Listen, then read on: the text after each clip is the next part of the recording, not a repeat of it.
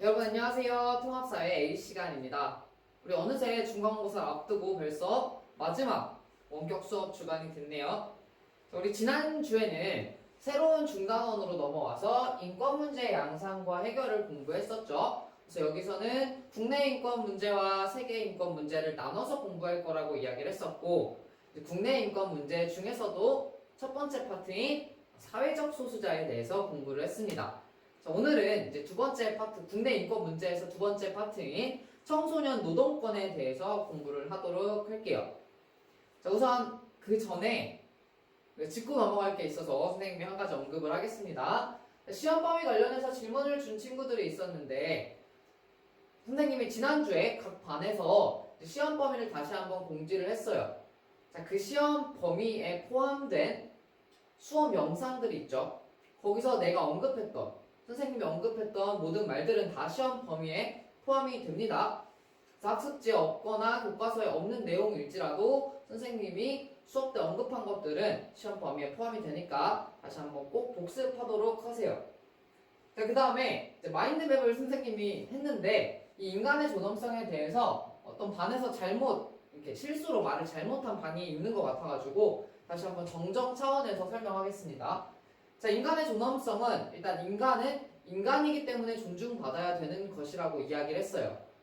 자, 그때 우리가 어떤 목적을 위한 수단으로 취급할 수 없다라고 선생님이 이야기를 했었죠. 빵 셔틀 내용 기억할 거예요.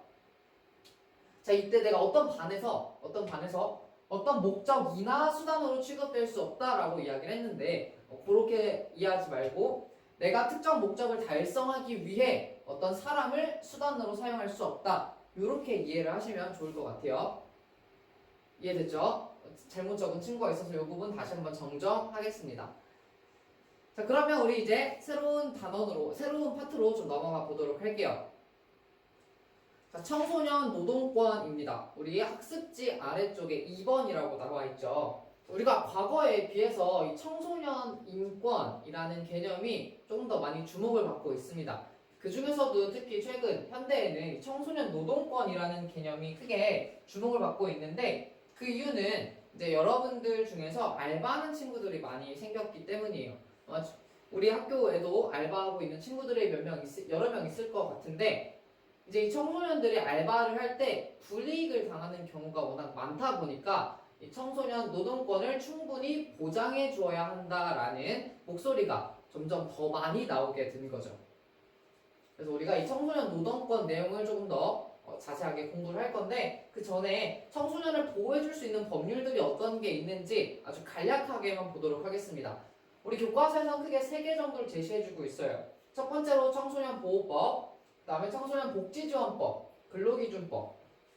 내용 자세하게 몰라도 됩니다. 다만 선생님이 이제 어떤 법인지 간단하게 설명만 하도록 할게요. 일단 청소년 보호법은 말 그대로 청소년을 보호하는 건데, 뭘로부터 보호하냐면 여러분한테 해로운, 유해한 매체물 또는 업소, 폭력 같은 이런 유해 환경으로부터 여러분들을 보호해주기 위한 법률입니다. 자, 두 번째로 청소년 복지지원법 같은 경우에는 말 그대로 이제 복지를 지원해주는 거죠. 그래서 정상적인 삶의 조건, 그 다음에 여러분들이 조화롭게, 지덕체가 조화롭게 성장할 수 있도록 도와주는 법이라고 보시면 됩니다. 자, 마지막으로 우리 주제인 청소년 노동권과 직접적으로 관련되어 있는 법은 이 근로기준법입니다. 자, 근로기준법은요, 청소년만을 위한 법은 아니에요. 근로자 전체를 위한 법인데, 그 중에서 우리가 연소근로자, 청소년이 포함된 연소근로자들을 위한 특별 규정들을 두고 있기 때문에 근로기준법 역시 청소년 노동권을 보장하기 위한 법으로 볼 수 있습니다. 그래서 뒤에서 바로 이어서 자세하게 볼 텐데, 간단하게 이제 근로금지, 근로할 수 없는 나이대, 업종, 그리고 이제 계약과 시간상의 제약 규정들을 이야기하고 있습니다. 그럼 우리가 교과서를 통해서 어떤 내용들을 규정하고 있는지 함께 보도록 할게요. 자, 우선 교과서 118페이지 펴도록 하겠습니다. 교과서 118페이지 보면 소중한 노동권을 지키기 위한 근로계약서 작성이라고 적혀 있죠. 그리고 중간에 보면 연소근로자 근로계약서라는 말이 나와 있습니다. 이 계약서가 보일 거예요. 자, 이 근로기준법에서는 연소근로자라는 개념을 규정하고 있습니다. 자, 연소근로자란 15세 이상 18세 미만인 자예요. 근데 우리가 법에서는 주로 만 나이를 이야기하죠. 만 15세 이상 18세 미만이니까 여러분들은 연소근로자에 포함이 되겠죠. 자, 그 사람들이 이제 근로계약서를 작성한 모습입니다. 자, 근로기준법은 반드시 근로계약서를 작성하도록 하고 있어요. 다 나중에 다른 말 하지 못하도록 계약서상에 명확하게 내용들을 규정해 놓는 거죠. 자, 내용 보게 되면 이 사업주와 근로자가 다음과 같이 근로계약을 체결한다 해서 여러 가지 사항들이 나와 있는데 우리가 하나하나 보도록 하겠습니다. 먼저 계약 기간은 1년이죠. 1월 1일부터 12월 31일까지.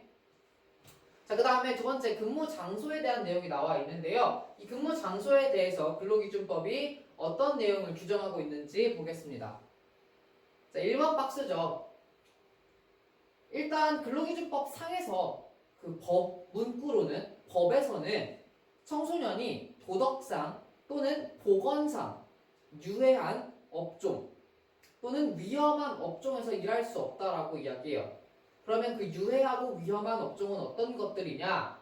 자, 노래방, 게임방, 오락실, 술집 등이죠. 자, 이런 건 청소년한테 해가 된다라는 거예요. 그래서 이런 데서는 알바하지 못하게 합니다. 술집에서 알바하는 친구들 잘못된 거예요. 자, 그래서 지금 다시 근로기준법으로 계약서로 넘어가 보면 빵집에서 근무를 하고 있죠? 빵집. 얘는 우리가 근로기준법상에 어긋나지 않는 내용입니다. 뭐 카페 같은 것도 마찬가지겠죠. 자, 그 다음에 세 번째 업무 내용이 나와 있는데요. 자, 이 업무 내용은 지금 우리가 이 조건과 함께 확인할 수 있어요. 업무 내용 역시 유해하거나 위험한 내용이어서는 안 돼요. 지금 보면 제품 진열 및 계산, 사업장 청소 같은 것들은 일반적인 빵집 업무이기 때문에 허용될 수 있는 부분이 되는 거죠. 여기까지 괜찮아요? 자, 그 다음에 근로시간으로 넘어오겠습니다. 자, 근로시간, 휴게시간은 함께 볼 거예요. 근로시간, 휴게시간 관련된 규정부터 먼저 보도록 하겠습니다. 자, 우선 근로시간 같은 경우에 원칙적으로 청소년, 연소 근로자는 하루 7시간, 자, 하루 7시간, 일주일에 35시간까지만 일이 가능해요. 그걸 초과하는 근무는 불가능합니다. 하지만 아주 긴급한 사정이 있거나 어떤 사정이 있는 경우에는 청소년이 동의한 하에 그 근로하는 청소년이 동의한 하에 하루에 1시간, 일주일에 5시간까지 연장 근무가 가능해요. 그러니까 내가 청소년이라면 아무리 많이 일할지라도 하루에 몇 시간까지, 그쵸? 8시간까지밖에 안 되고요. 일주일에 몇 시간까지? 원칙적으로 35시간인데 5시간까지 더 할 수 있으니까 40시간까지만 일할 수 있게 됩니다. 이 부분 이해됐죠? 그럼 이어서 휴게시간에 대한 규정을 볼게요. 자, 휴게시간은 근로시간이 4시간인 경우에 30분 이상, 8시간인 경우에 1시간 이상을 반드시 보장해줘야 돼요. 반드시.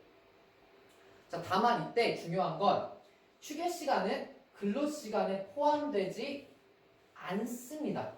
포함되지 않아요. 자, 그러니까 내가 여기서 30분을 쉬었다. 그건 일한 시간으로 치지 않는다는 거예요. 자, 이 내용을 가지고 다시 근로계약서로 넘어오겠습니다. 자, 지금 이 사람 보게 되면 이 사람은 오전 10시부터 오후 4시까지 일을 하기로 계약을 했네요. 자, 그럼 시간상으로는 총 몇 시간 있는 거죠? 사업장에 6시간 있는 거죠. 6시간. 그쵸? 자, 근데 아래쪽에 휴게 시간이 몇 시간 보장돼 있어요? 12시부터 1시까지 1시간 보장돼 있죠. 자, 그러면 이 1시간은 근로시간에 포함이 된다, 안 된다? 안 된다. 그러면 이 사람이 총 근로하는 시간은 몇 시간이에요? 6시간에서 1시간을 뺀 5시간이 되는 거죠.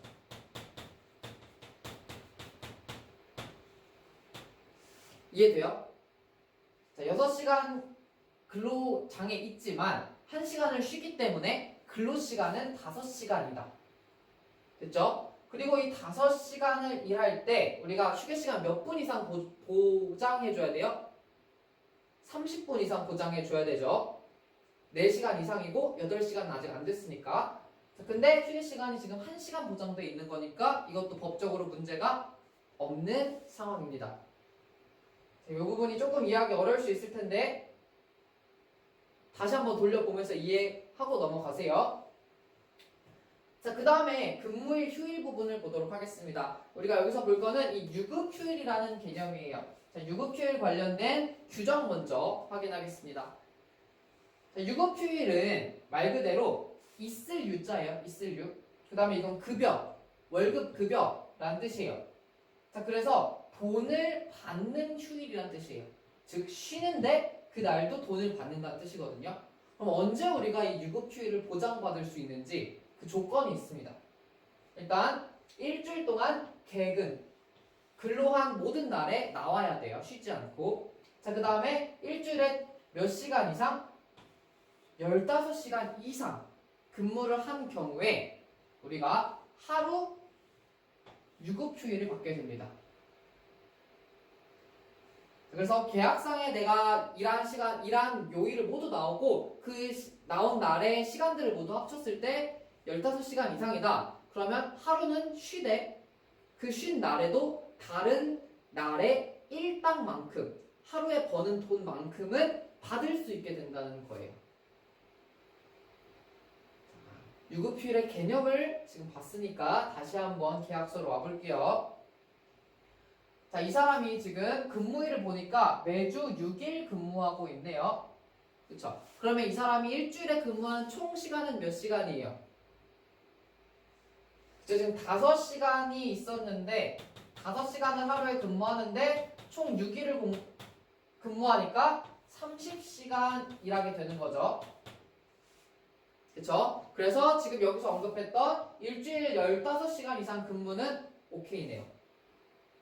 그러면 이 사람이 매주 6일을 모두 다 나왔을 경우에 유급휴일을 하루 받게 되는데 이 사업장에서는 유급휴일을 매주 일요일마다 주고 있는 거예요. 자, 그럼 이건 무슨 소리냐면 자, 위에다 한번 적어볼게요. 자, 월, 화, 수, 목, 금, 토를 이 사람이 일하게 되겠죠. 몇 시간씩? 5시간씩. 자, 그러면 마지막 일요일에는 일을 안 나가지만 다른 하루 5시간 일한 만큼의 돈을 추가적으로 지급해 줘야 된다는 거예요. 사장님이. 이해됐나요? 그래서 여러분들이 이 유급휴일을 놓치는 경우가 많기 때문에 반드시 알고 여러분 알바 구할 때 이 유급휴일 챙기셔야 돼요. 근데 이제 많은 사업장에서 이 유급휴일을 좀 주는 게 돈이 아깝다 보니까 좀 편법을 써요. 예를 들어서 계약을 할 때 이렇게 계약해요. 월요일, 화요일, 수요일, 목요일은 3시간씩 그리고 금요일은 2시간 이렇게 계약해요. 자, 그럼 이 사람이 일주일에 일하는 시간이 총 14시간이 돼버리죠. 그래서 유급휴일의 조건에 맞지 않아서 사업장에서 굳이 유급휴일을 주지 않아도 돼요. 개근을 했지만 유급휴일을 못 받는 그런 경우인데 이런 사업장이 많기는 해요. 많긴 하지만 여러분이 좀 더 긴 시간 일하는 알바를 가게 된다면 그때는 반드시 유급휴일을 보장 받도록 하는 게 중요합니다. 자, 이제 이어서 보도록 하겠습니다. 6번째 임금입니다. 가장 중요한 부분인 것 같죠? 자, 임금에 대해서 청소년들 중에 이렇게 생각하는 친구들이 있더라고요. 우리가 어른보다 성인들보다 나이가 어리니까 일도 좀 더 미숙하고 잘 못하고 그러니까 돈도 좀 더 적게 받는 게 맞지 않나? 그게 뭐 잘못되진 않은 거 아닌가? 이렇게 생각을 해요. 또는 이제 뭐 여러 사장님들이 일하는 곳에 가면은 우리가 한 3개월간은 너에게 교육을 시킬 건데 그 교육 기간 동안은 최저임금 미만으로 돈을 줄 수도 있다. 뭐 그런 식으로 이야기를 합니다. 하지만 법적으로는요. 임금에 대해서 무조건 청소년들도 최저임금 이상을 보장받아야 합니다. 자, 그리고 또 법적 내용을 보게 되면 사용자, 즉 사장님, 우리가 일하는 곳에서의 사장님들은 매월 일정한 날짜, 사장님이 나 기분 좋으니까 오늘 줄게, 나 기분 안 좋으니까 내일 줄게, 이렇게 하는 게 아니라 매월 정해진 날짜에 임금을 지급해줘야 돼요. 자, 그 다음에 세 번째로 반드시 청소년에게 직접 줘야 합니다. 직접. 그럼 부모님한테 주면 안 돼요? 라고 할 수 있는데 안 돼요. 안 돼요. 이 조항이 왜 들어왔냐면 아동학대를 방지하기 위해 들어온 거예요. 부모님이 자기 명의로 돈을 받고 자기 이름으로 돈을 받고 애들을 계속 어디 이렇게 일을 뺑뺑이 돌리게 되면 아동학대 문제가 발생할 수 있겠죠. 그 문제를 방지하기 위해 임금을 청소년에게, 일한 청소년에게 직접 제공해 주도록 하고 있습니다. 자, 그 다음 마지막으로 상품권, 쿠폰 등이 아니라 돈으로 직접 지급해 주어야 합니다. 이 내용을 가지고 근로계약서 다시 와볼까요? 자, 지금 보면 시급이 9,000원이라고 나와 있네요. 우리 교과서에 보면 지금 시급이 2020년 최저임금 나와 있는데 2021년 최저임금은 8,720원입니다. 올해 알바하는 친구들은 요거 이상으로 받아야 돼요. 자, 근데 여기서는 그 이상이 9,000원 주고 있으니까 그 임금의 크기에 대해서는 문제가 없죠. 자, 그 다음에 임금 지급일 매월 25일이라고 딱 규정을 해주고 있네요. 그리고 이제 대부분의 사업장에서도 그런데 이렇게 정해놓은 날짜가 빨간 날인 경우 또는 일하지 않는 날인 경우에는 그 전날에 이렇게 지급을 해줍니다. 자, 그 다음에 지급 방법은요. 근로자 명의의 예금 통장에 입금을 해준다라고 나와 있어요. 자, 그럼 근로자가 아까 연소 근로자였으니까 청소년에게 직접 주고 있는 거고 예금 통장에 입금한다는 건 돈으로 준다는 거니까 이 부분도 만족을 하죠. 그래서 임금 측면도 지금 문제가 없습니다. 자, 그 다음 마지막으로 우리가 근로계약서를 작성할 때 반드시 필요한 서류들이 있는데 그 서류들을 어떻게 규정하고 있는지 볼게요. 첫 번째로는 부모님의 동의서가 필요합니다. 자, 그 다음에 이제 나이를 알 수 있는 주민등록 등본이라든지 가족관계 증명서도 반드시 제출을 해야 됩니다. 자, 그 다음에 지금 우리가 보고 있는 이 근로계약서를 꼭 작성하라고 이야기해요. 말로 그냥 일하고 나중에 돈 줄게 절대 안 됩니다. 자, 그래서 우리가 이렇게 근로계약서, 연소 근로자의 근로계약서를 한번 쭉 확인해 봤어요. 여러분이 알바할 때도 지금 우리가 배운 내용들을 꼼꼼히 점검해 가면서 불이익 당하지 않도록 하는 게 중요할 것 같아요. 자, 그러면 이쯤에서 오늘의 과제를 제시하도록 하겠습니다. 오늘의 과제는 아주 쉽게 2021년에 최저임금을 적어주시면 됩니다. 바로 나와 있죠. 이 임금을 적어주시면 돼요. 자, 그러면 우리 청소년 노동권이 침해되고 있는 부분들을 좀 공부하도록 할게요. 간략하게 보겠습니다. 자, 청소년 노동권이 침해된다라는 건 우리가 앞에 나왔던 근로권을 보장하기 위한 근로기준법의 내용을 지키지 않는 것들이에요. 그래서 예를 들어 최저임금을 보장해주지 않는다거나 임금을 제때 주지 않는 거, 그걸 임금 체불이라고 이야기합니다. 자, 그 다음에 근로가능시간 초과. 다시 원칙적으로 하루 7시간, 주당 35시간. 또 최대 많아야 8시간, 40시간인데 그걸 초과하는 경우는 잘못된 거죠. 자, 그 다음에 휴게시간 보장 안 해주고 유급휴일 보장 안 해주는 거. 그 다음에 유해환경 노출. 아까 이야기한 위험한 사업들, 유해한 사업들에 노출되는 것들, 이런 것들이 우리 청소년 노동권을 침해하는 모습이라고 볼 수 있어요. 자, 그럼 우리가 이런 경우에 어떻게 대응을 해야 될까? 나는 그냥 돈을 벌어야 하니까 을로서 이걸 받아들여야 하나? 그렇지 않습니다. 인권은 우선적으로 나 스스로도 보장을 받기 위해 노력을 해야 합니다. 그럼 내 스스로 할 수 있는 게 뭐냐? 첫 번째로 아까 이야기한 근로를 과도하게 요구하는 경우, 정해진 시간 이상으로 근로하게 하는 경우에는 안 된다고, 법적으로 안 된다라고 명확하게 이야기를 하시면 됩니다. 자, 그 다음에 휴게 시간이나 유급휴일을 보장해주지 않는 경우에 법적으로 이런 내용이 있으니까 보장해달라고 요구하시면 됩니다. 근데 그러면 잘릴 것 같다. 어떡하냐고요? 그러면 나 돈을 못 벌 것 같다. 어떡하냐고요? 자, 이런 이유로 인해서 이렇게 이야기를 했는데 자르려고 하는 경우에는 자, 빈칸에 고용노동부 넣으시면 돼요. 고용노동부에 직접 신고하시면 됩니다. 자, 신고하면 여러분 잘리지 않고 지금 이 내용들도 다 보장받을 수 있어요. 이해됐죠? 자, 그래서 무서워하지 말고 두려워하지 말고 우리가 일을 하게 된다면 정당하게 노동권을 보장받기 위해서 여러분들이 스스로 노력을 하시면 됩니다. 자, 여기까지 이해됐나요? 자, 우리 이렇게 해서 오늘 청소년 노동권이라는 주제를 가지고 공부를 해봤어요. 근로기준법에 나와 있는 내용을 바탕으로 근로계약서를 어떻게 작성해야 하는지까지 공부를 했죠. 우리가 원격 수업을 이제 격주로 하다 보니까 질문을 자주자주 받지 못하는 문제가 좀 있는 것 같아요. 여러분들에게 수행평가 점수를 줘야 되기 때문에 요런 되기 때문에 질문을 이번 주는 원격 수업으로도 좀 받겠습니다. 선생님이 리로 과제 1번에는 이번 주 그 수업 영상에 제시된 내용을 집어넣을 거예요. 그 다음에 리로 과제 2번에 질문이라고 적어 놓을 거예요. 그럼 우리 지난주 수업 내용 그리고 이번 주 지금 오늘 수업 내용을 바탕으로 질문이 있는 경우에 그 내용을 남겨주세요. 질문에다가.